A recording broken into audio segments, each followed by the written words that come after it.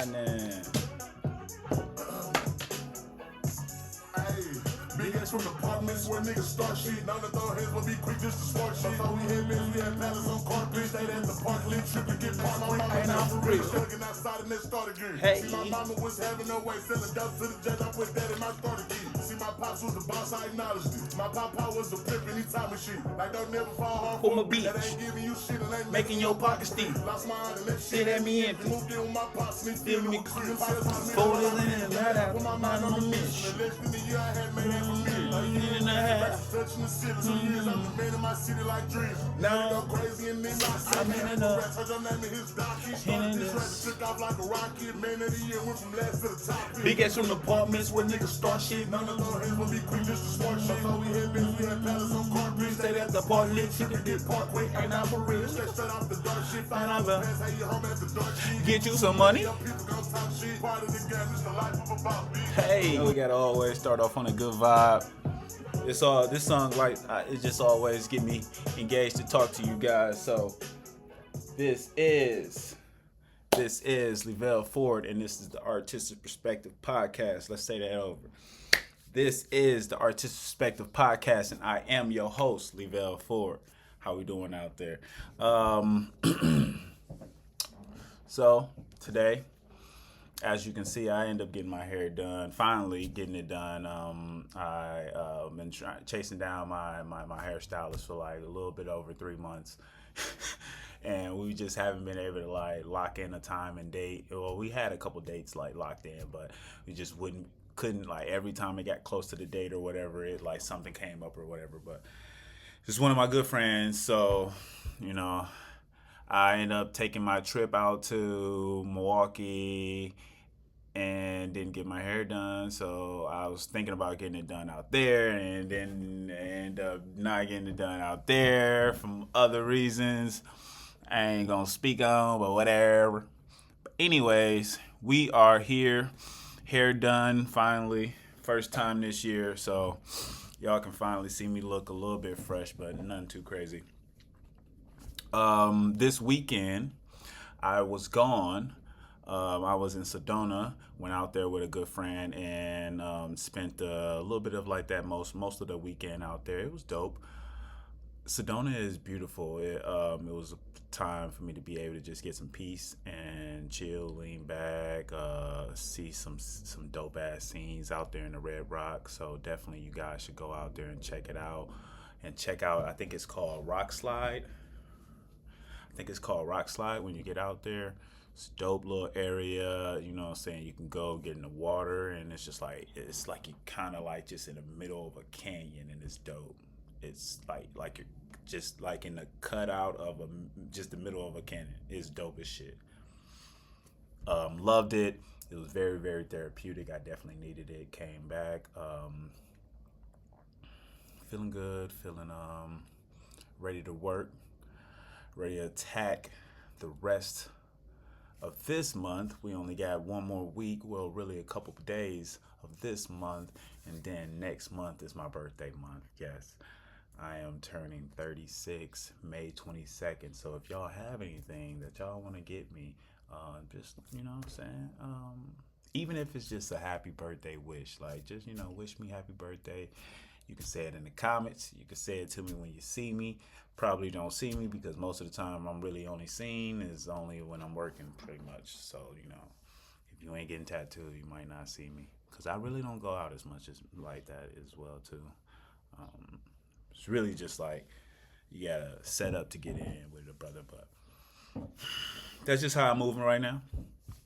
Outside of that, I am dating, but I'm also like kind of chilling on the dating. I'm letting people do their thing, and just, you know, I'm not trying to keep no expectations with people. I don't want nobody to feel like they expected to do anything for me or any of that. I want all natural good energy. So if you are, you know, thinking like, oh, do you like me? Do you not like me? Honestly, I'm just letting everybody do them. try me if you want to, but outside of that, I'm just staying focused on the main goal, and I find myself distracted by sometimes just even trying to talk to a woman. Like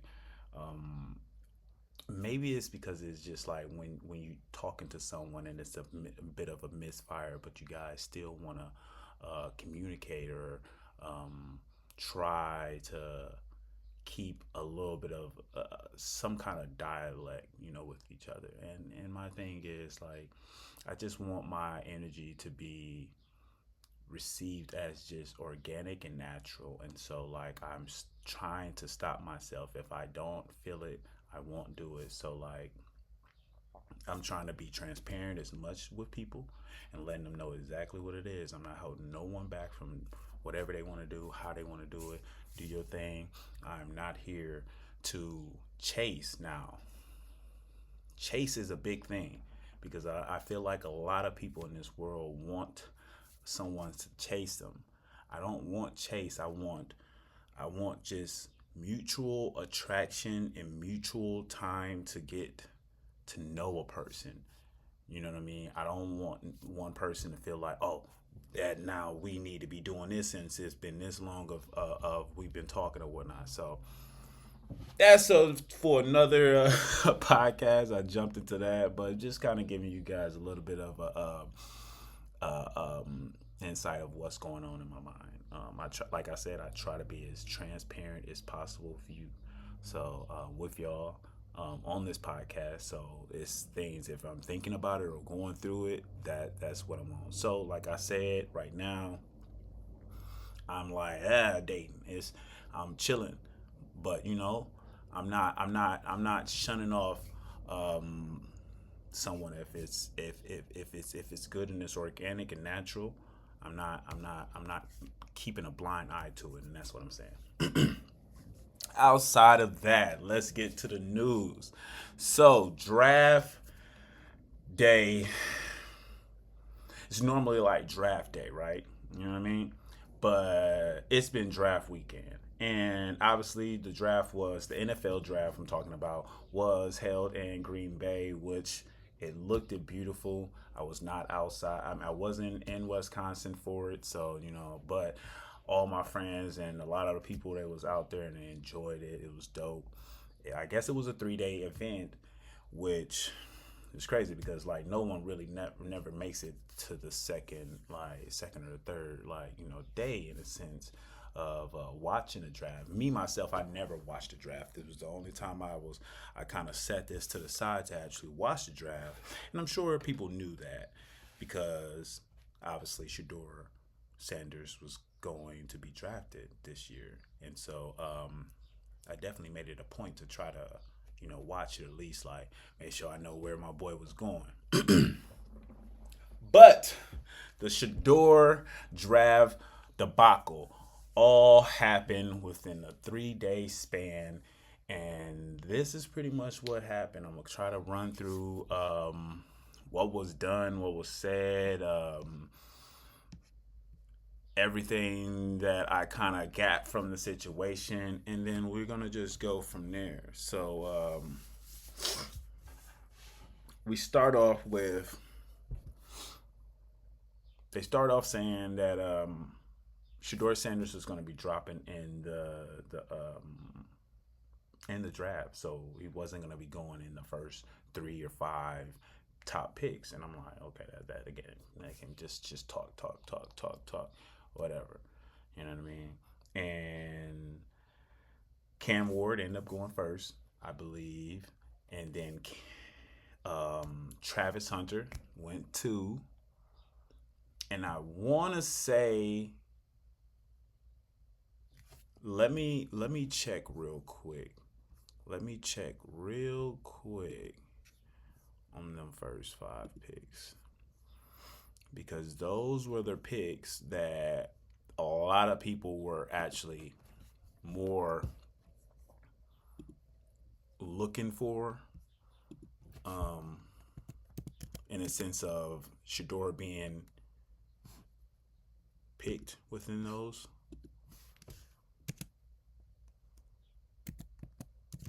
So I'm just getting NFL draft picks by round. Okay.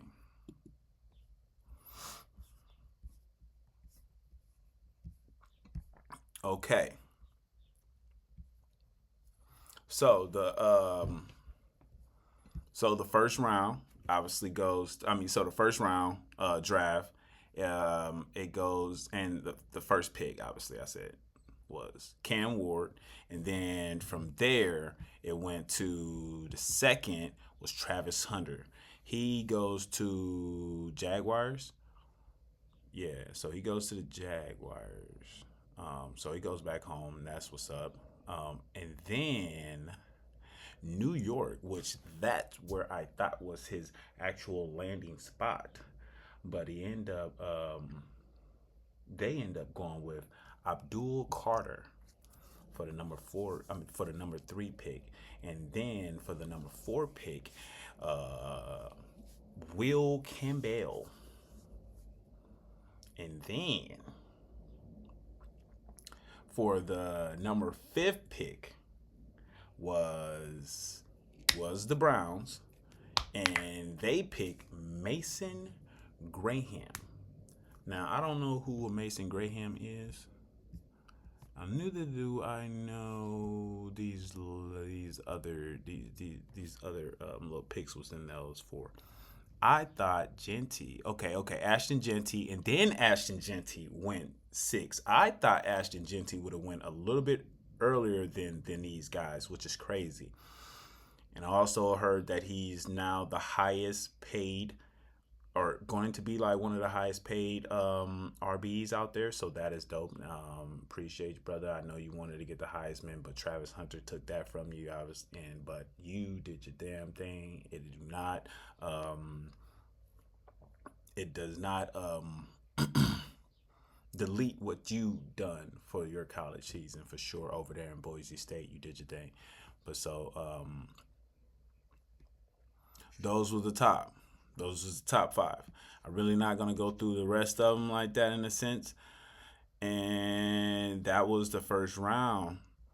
And so let me see if I can get to the second round on here. Second round. Okay.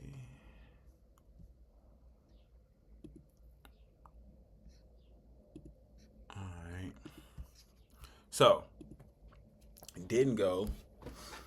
And so my theories on why he didn't go in that first round, didn't go that whole day, which shocked everybody. Reasons and theories for this situation. A lot of people were saying it was Deion Sanders, the dad, that they felt like he was so much over the whole situation, to where like they just was kind of distasteful about it, like didn't want to like jump in that. And you can say like that could probably do some parts in that could have played some parts in it. And then you have theories of the humble Shedeur. They said that he was too cocky, or he was just acting like he just, saying, what's the word I want to looking for? Just entitled. They said that a lot, and so I didn't like that. I didn't like all the swarming that was going around on his name too, and this was all going on right before the draft too. So then you can start to see why like his he was sliding in the draft. But why was this happening? Because out of all the quarterbacks that were picked before him, he was definitely, if not the first top one, he was definitely the second. Like nobody was talking about these other quarterbacks like that, and as much as I would. Now you can say that was just how they kept the media. You know what I'm saying? Because they did real good media over there with the son Sanders. I forgot what's his name. That does all that media over there. So it could have been him, just like, but like what I remember hearing is a lot of the, you know what I'm saying, a lot of the top heads, and then that was either in football or sports analysts or anything, were speaking on this. Like, they were saying like he was going to be good and all this and da da da da. So it's crazy how it changed right around that time. But so they say it was that. And then what I think was the actual reason. When have you ever watched the draft? Exactly. Now, it might be somebody in this comment section like, I watch it every year. Okay, you're probably one of the people that are alone in this situation. Listen, a lot of people do not watch the draft, but they knew a lot of eyes would be on the draft, and you know why? Because of Shedeur Sanders, and everyone wants to know where he was going to go. And big talk about Shedeur Sanders not going in that first round brings more eyes to the bag of NFL. Do you understand that? That's the reason why you watched it yesterday. I mean, that's the reason why you watched it to the next day. Because no one would have been figuring out who the hell was in round 2 and 3. You don't think it was some little bit of collusion in that sense to where they wanted to make sure they got so much sponsors and so much shit that's within those draft days that if you don't get no showing for it, you just did all that shit for nothing, and now you gotta pay all these people back, and you don't really get no back end. Dragging out Shedeur Sanders' draft, or keep eyes on it, or keep attention on it, more attention on it. The people that didn't want to watch it was just like, what the fuck going on? Like, what they on? Trending. I'm sure it went trending a million different ways. And most of it was because of Shedeur not being signed. It wasn't because of Cam Ward being the first draft pick. It wasn't because of Travis Hunter being the second draft pick. This is just what it was. It was all about Shedeur Sanders getting picked and his dad. It lets me know that that was the bigger picture that no one was seeing in this whole situation, that they were trying to push people to watch this draft. That's my theory. That's my ideal. I kind of heard it a little bit through my boy my boy, what's his name? Damn, comedian, nigga, pretty funny as hell.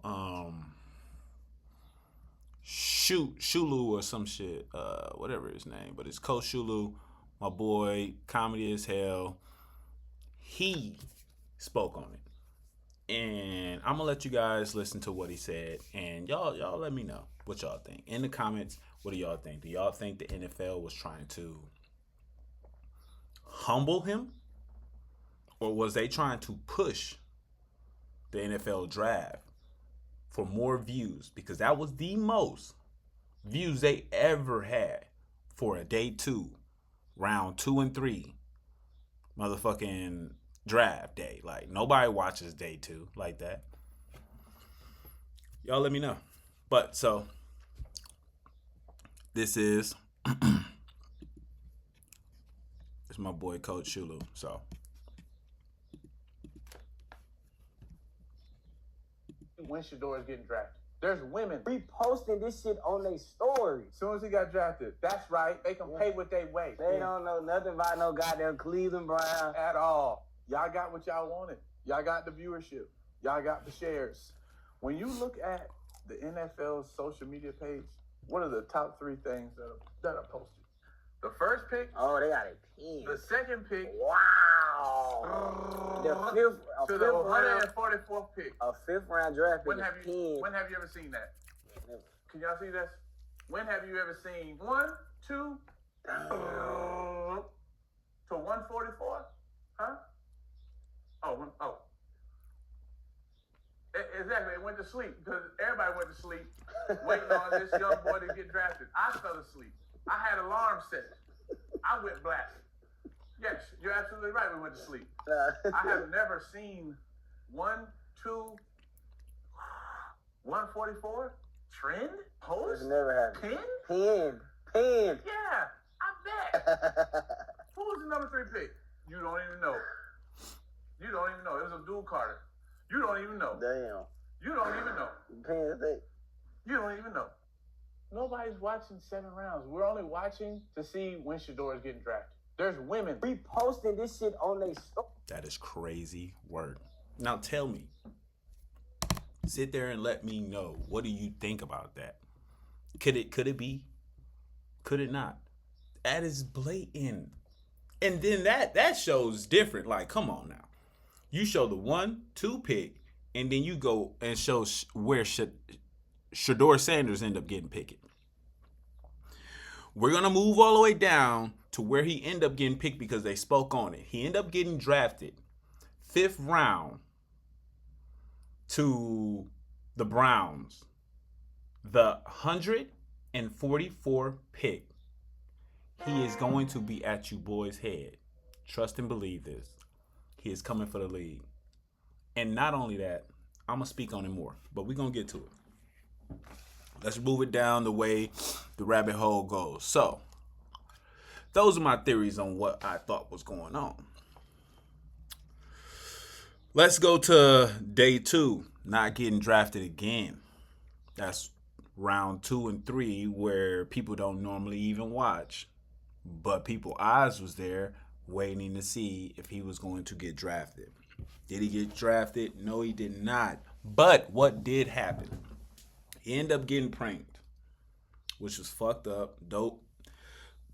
So the kid, he's a kid. Kids do fucked up shit. He wasn't completely thinking fully on, in a sense of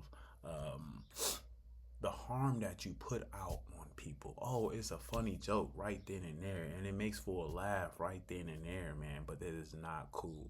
So, Shedeur Sanders had a party set up for his draft. He did not attend the draft, but he had a party for the draft for all his family and friends, and they was all there. And the prank call come in for day 2, and this is pretty much him reacting to the call, and then we're gonna try to go to the whole debacle of that. So How you doing? let's do this first, because I don't know if the volume was going through is good enough through that first one. So we're gonna make sure we coming through the speakers so y'all hearing it. Sorry about that. I be forgetting sometimes that I be having to switch in and out. I'll be forgetting sometimes that I be having to switch in and out of these music things. So we're gonna bring it back. So yeah, this is him reacting to the prank call that was had. Hello? You got that call? You know what's going on? Ready to go! Say it one more time for me. This is Mickey Loomis here, GM of the Saints. How you doing? Good, how are you, man? Good, been waiting on you. Yeah, we have. It's been a long wait, man. Nah, for sure. We're gonna take you with our next pick right here, man. Yeah, yes, sir. Let's be legendary. But you're gonna have to wait a little bit longer, man. Okay. Sorry about that. Ready to go! What does that mean? What? What'd he say? I don't know. How you gonna ask us what it means and you was on the phone? You heard that? You said you're gonna have to wait a little bit longer. From Louisville by way of many other schools. Hey Saints fans, this is Tyler Shuck. I'm so excited to be joining the Saints and having this awesome opportunity ahead of me. Can't wait to get down to New Orleans. Okay, so that was the guys that they end up picking. So, but yeah, that was the prank call, and that was bogus as hell. But okay, let's go. And another thing, man, this boy kept good grace through this whole thing, man. He kept a good energy through this whole situation. Like, bro, you are Prestige, man. I'm just ready for you to go and just be great in the NFL and show these motherfuckers right, bro. Show these motherfuckers. So this is the video of the kid from, I guess, Ole Miss, doing the prank call.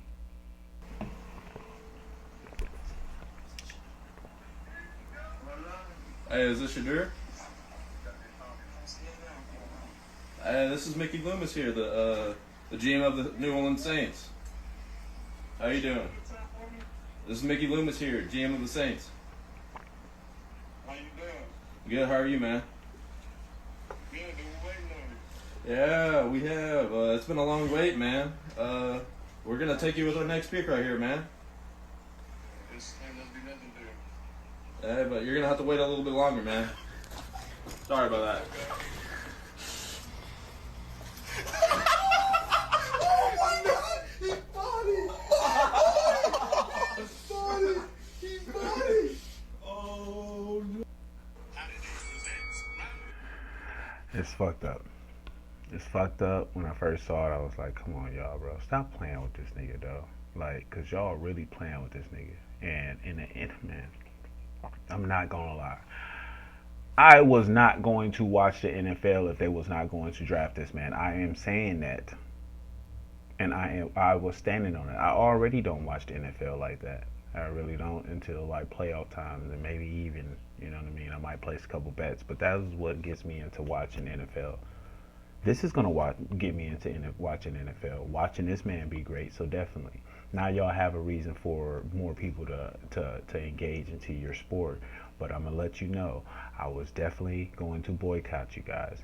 It was going to be over for NFL. I was going to smear. And even still to this day, like I'm like still upset with it. Like, stay on it, y'all. Keep it together over there, because y'all gonna fuck up. So after that prank happened, it seems like they were trying to figure out who it was, and you know, internet is gonna do they fucking research and find a person. It's so easy. First of all, y'all made it too easy. The one guy had the Ole Miss shirt, and I guess the one when that happened, Shiloh kind of spoke up like, man, that had to be like NFL or some shit that leaked your number and shit. And then Shedeur, with good observation, he was like, oh, they might have been like, they might have just caught the number from an email. So I'm gonna let this video go through, but pretty much they said, you know, Shedeur got prank called at a new number only given to NFL teams by some frat boys at Ole Miss. So the Giants GM Joe Shanahan's daughter goes to Ole Miss, and the boys who made the call had a printout with the number written down on it. Do the math. But they said the daughter. But then they got, you know, the boy that was here. So we're gonna get more into this. So let's watch this video of them kind of like discovering and trying to just like figure it out. But you know, Shiloh kept it smooth, and he was like, no, you know what I'm saying, that ain't the NFL, and you know what I'm saying, he keeping it cool. Like, and like I said, this man kept it smooth through this whole little situation. This man kept grace, like, and held faith. And it's just a testament, man, that they should not have done this boy like that. But you know what I'm saying, he's in the league now. But let's It's day 3, so now I gotta have my phone on now. So But what them numbers y'all call you? fam, I thought that was a real person that called you, but it actually wasn't, was it? No, I told you that was a specific phone number, not in my name, not in anything. So you bought that phone just for the drive. Boost Mobile sent the phone just for the draft. So how did they get Nobody had the number. That's what I'm saying. The number was only in the email thread that the NFL sent out to only teams. That's outrageous, bro. So the NFL leaked it, basically. No, you can't say that. It could be one of their kids. It could be one of their kids that then seen the email and just took the number. Okay. That's it. No. he kept it smooth, and you see how he diverged that situation right away. Like, nah, that wasn't NFL. Like, you know what I'm saying? He keeping y'all bottom dollar because y'all made this into a shit show, dog. And this was just supposed to be a draft. So, those was the videos. And so we go to where the kid, I guess he sends, so Jack's Umbridge. Now, Falcons DC son, Jack Umbridge. So, Falcons DC sons Jack Umbridge apologized for Shedeur Sanders' NFL draft prank call video. So Jack Umbridge that did the prank call, and he ended up doing an apology on Instagram, and this was the apology. On Friday night, I made a tremendous mistake. Shedeur, what I did was completely inexcusable, embarrassing, and shameful. I'm so sorry I took away from your moment. It was selfish and childish. I could never imagine getting ready to celebrate one of the greatest moments of your life, and I made a terrible mistake and messed with that moment. So he made so pretty much, yeah. Thank you for accepting my call earlier today. So I guess he called. I hope you can find it in your heart to forgive me. So, and Shedeur, you know, he tagged Shedeur Sanders. And then apology came from Atlanta. But first, so Zach Umbridge, Jeff Umbrich's son, released an apology for his role in the Shedeur Sanders prank call. I'm told he also reached out to Sanders' family directly to apologize. By all accounts, Jack is a good kid who made a mistake, and he's doing what he can to hold himself accountable, I'm sure. We fuck up, guys. We fuck up. I'm sure he probably be getting threats, and like I'm sure they probably want to beat his ass. And that's gonna come with it, bro. Hopefully it dies over. But this is what comes when you do certain decisions and it's put out into the open for everyone to assume or to consume. So yeah, now they're gonna do what they will with it. You can say sorry or whatever you want. It can be genuine, but they're gonna actually do what they do with it. But I appreciate the apology, even if it's not for me to appreciate. I just, you know, I like people to at least like own up to their thing. So like I do appreciate a person owning up to their thing, and you know I'm taking Shedeur in the sense of thinking that he accepted the apology. So you know what I'm saying, I'm good with it. It's no bad blood, but. Atlanta Falcons. They're pretty much gonna be the Atlanta Hawks for me. I ain't gonna lie. Cause yeah. Anyways, so Atlanta Falcons, they issued their statement. So this was the statement for them.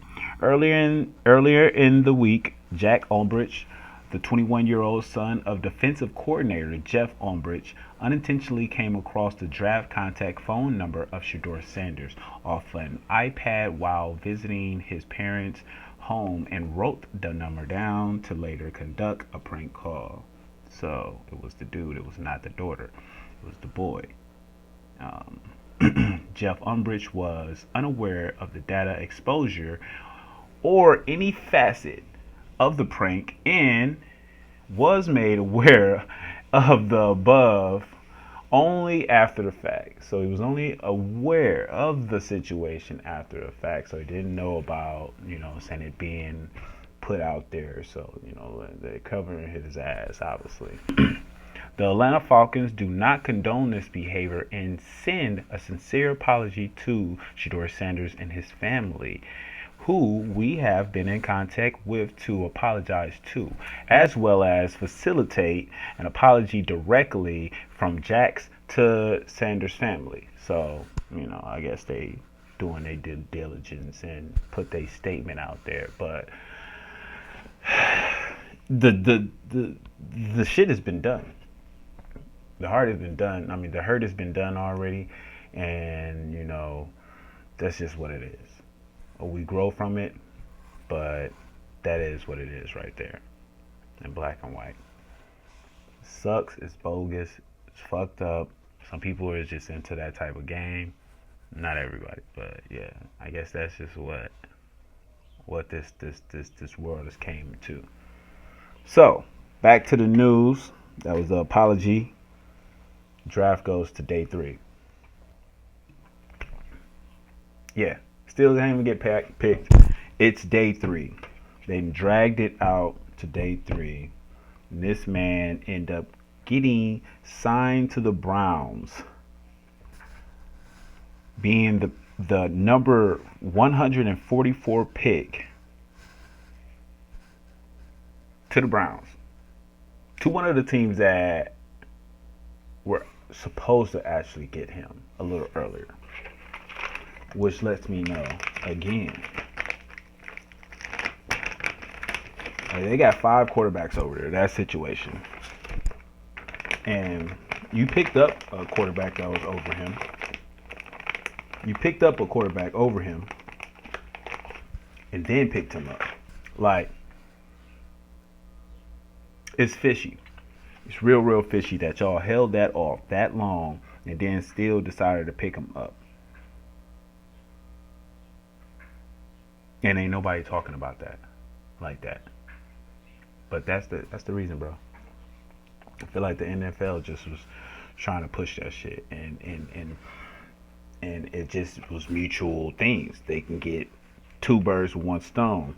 Humble them, push the draft to get more eyes, and let Dion know that he is not no Eli Manning or Manning. You know what I mean? So yeah, I was in Sedona. Newsflash, little break. I was in Sedona and I went to Buck Thornton's World of Jerky. And this is the ghost pepper. Now I will say this is hot, but it's real good. You have to eat this shit fast. You do not savor this shit in your mouth. It will burn. The more you leave it in, the more it will burn. So yeah, but it's real good. Back to that. He ended up getting drafted number 144, and everything is good now. But we don't end there because Shiloh have not been drafted at that moment still. And he ended up going undrafted and getting signed to the Buccaneers. But this was right before he supposedly dropped his dad as his agent and picked up another agent, and then that's when he ended up getting signed to the Buccaneers. So that's a nice little pick, man. And I'm just happy to see both Shiloh and Shedeur both in the NFL now, and they can just do your work now, you know, and it's dope. So this is him reacting to you know, him needing to get a new agent. Dad was our agent, but that hasn't been working out too good. So today I had to sign with an agent, bro. So we're gonna see what happens. But Drew Rosenhaus, welcome to the family, Shiloh Sanders. So, you know, and I'm believing that these are, I'm guessing this is the people that he signed to for his agent. So he signed, and it's a beautiful thing. The man is in. Because I was worried more about Shiloh than Shedeur, if anything. I was like, man, I just hope this man get picked, because, you know, they say Shedeur is gonna have it hard, but no, Shiloh is gonna be the one that have it hard. But we are here. And we've made it. Shiloh went undrafted but got signed to the Bucks.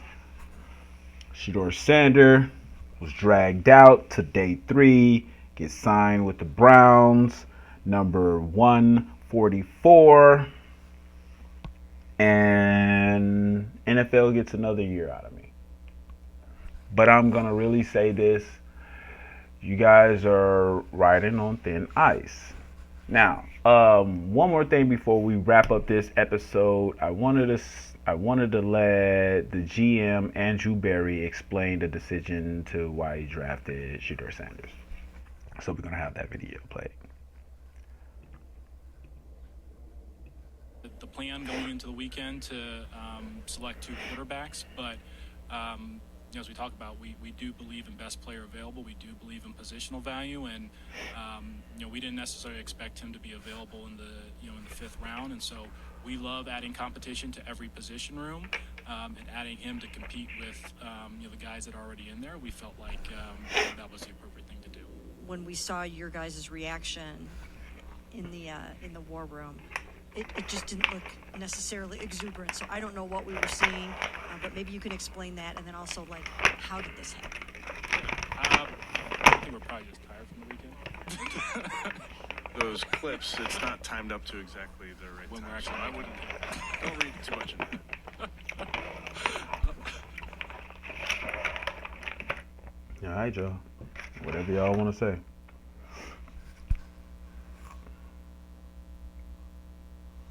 NFL. Riding on thin ice. Thin ice. Thin ice. Well,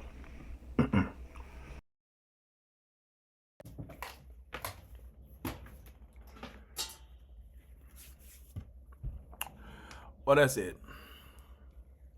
We pretty much ran through everything I wanted to kind of say about the Shedeur Sanders and versus the draft day, and my expectation, what I thought he was going to go first or within the first or the third pick. He got, as you know, the 144, and outside of that, Shiloh gets signed, so that's dope. The prank call, everything that happened with that, my theories on what I feel like this was all about was more viewership. You got it, guys. You got it. You got it.